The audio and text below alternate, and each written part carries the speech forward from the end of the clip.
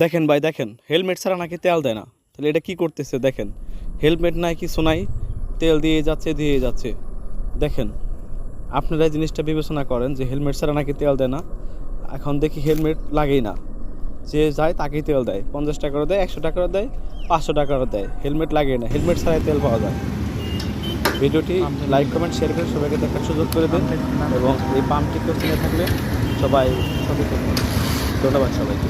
দোষটা কাকে দেবেন, যে হেলমেট ছাড়া তেল নিচ্ছে তার, নাকি যে তেল বিক্রি করতেছে তার? আপনার একটি গুরুত্বপূর্ণ মতামত কমেন্টে আশা করি কমেন্টে একটা মতামত জানিয়ে যাবেন।